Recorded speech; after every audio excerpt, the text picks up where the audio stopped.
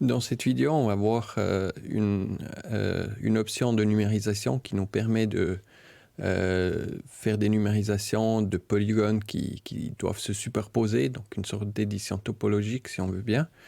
En l'occurrence, ce qu'on va faire, c'est à partir de ce périmètre bleu, on aimerait bien à l'intérieur délimiter trois zones. Donc une zone quelque part ici en bas qui est plus ou moins le long de la courbe de niveau de 2300 mètres qui suit là. Et puis une autre serait plus haut.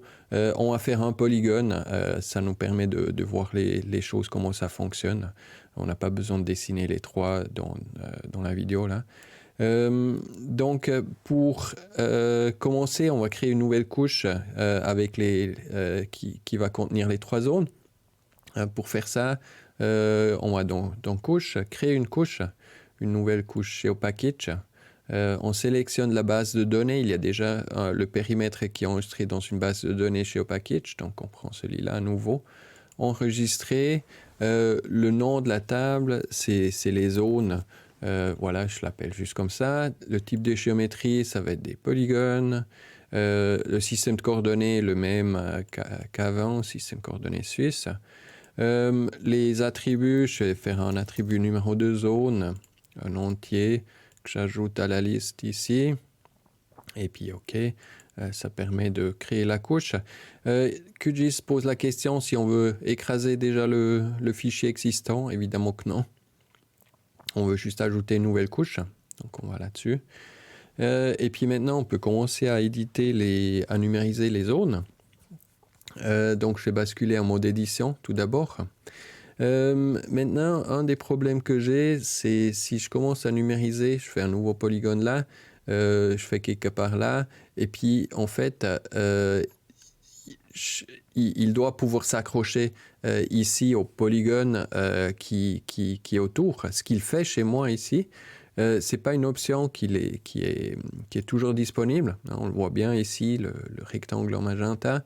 On peut cliquer, puis comme ça, on peut suivre assez facilement. Maintenant, c'est une option qui n'existe pas par défaut. Je vais juste arrêter l'édition un moment pour expliquer d'où ça vient. En fait, il y a une barre d'outils aussi, qui est d'ailleurs disponible ici, barre d'outils accrochage, ou juste clic droite, là, quelque part, ça permet de l'avoir aussi. Puis c'est une barre d'outils, c'est celle-là qui permet d'activer l'accrochage. Si je l'ai désactivé, en fait, ce qui se passe, je peux créer, puis en fait, il ne va pas tomber dessus automatiquement. Ce mécanisme, il n'existe pas, je dois activer, puis à ce moment-là, il vient. Maintenant, il y a plusieurs options dans cette barre d'outils d'accrochage. Déjà, on peut activer ou désactiver. Ici, ça, c'est la sélection des couches sur lesquelles l'accrochage doit fonctionner. Donc, on peut faire uniquement la couche active, c'est-à-dire la couche qui est en édition. On peut faire toutes les couches, puis à ce moment-là, ça prend le périmètre avec. Donc, si je fais juste la couche active, en fait, il ne marche pas là-dessus. On peut dire sur quoi il veut s'accrocher. Généralement, c'est les sommets qui nous intéressent, mais il y a en principe aussi d'autres choses. Par exemple, si on a des lignes, les bouts des lignes ou des choses comme ça, ou les milieux des segments ici. Donc, on peut faire pas mal de choses. Ça, c'est la distance d'accrochage. Donc, en fait, je vais juste faire toutes les couches, comme ça je peux le montrer. À partir de quelle distance le curseur il saute en quelque sorte sur le sommet ici. On peut augmenter ça, style si je fais à 50 pixels, ben, il va le faire beaucoup plus tôt déjà. Donc c'est quelque chose qu'il faut régler un tout petit peu par défaut, c'est 12 pixels. On peut faire en mètres ça aussi, vu que c'est des mètres, mais voilà. On a aussi une option qui est là, la configuration avancée. En quelque sorte, ça disparaît. En fait, il y a l'œil qui apparaît ici. Et puis, c'est là qu'on peut sélectionner les couches sur lesquelles on veut activer l'accrochage. Donc là, je vais faire l'accrochage sur le périmètre avec une sur les sommets du périmètre. Oups là. Puis là, il doit venir. Voilà. sur le sommet avec une tolérance de 20 mètres. Donc il y a encore d'autres choses. Éviter le chevauchement, c'est d'autres options qui existent. Maintenant, avec ça, je vais commencer l'édition. Donc je commence quelque part, ma courbe de niveau elle est quelque part là. Donc je commence l'édition. Et puis, à un moment donné, je tombe là sur le périmètre autour. Je vais mieux voir comme ça. Et puis, je peux continuer tout simplement comme ça l'édition. Maintenant, c'est quand même assez long, assez répétitif de devoir suivre toute une ligne, et surtout s'il y en a beaucoup de points. Certaines couches ont beaucoup de points. Pour ça, il y a une option ici en haut. C'est l'option activer le tracé qui est super pratique pour ça. Donc, on peut l'activer. Et puis, en ce moment-là, en fait, on peut suivre un tout petit peu. Et puis, je n'ai pas besoin de cliquer directement. En fait, il suit plus ou moins la chose. On voit comment je peux aller là. Par exemple, on le voit bien. Il a suivi tout le pourtour de la ligne. Donc, il fait ça automatiquement. Puis, je peux cliquer quelque part au milieu de temps en temps. Et puis, il suit exactement la ligne. Je vais voir jusqu'où je veux aller. Je vais aller jusqu'à là quelque part. Et puis, après, moi, je peux désactiver ça aussi. Et puis, je peux terminer, en fait, la courbe de niveau, pardon. Elle est un peu plus loin. Donc, je vais remonter encore un peu jusqu'à là. Et puis, désactiver, terminer la numérisation du polygone.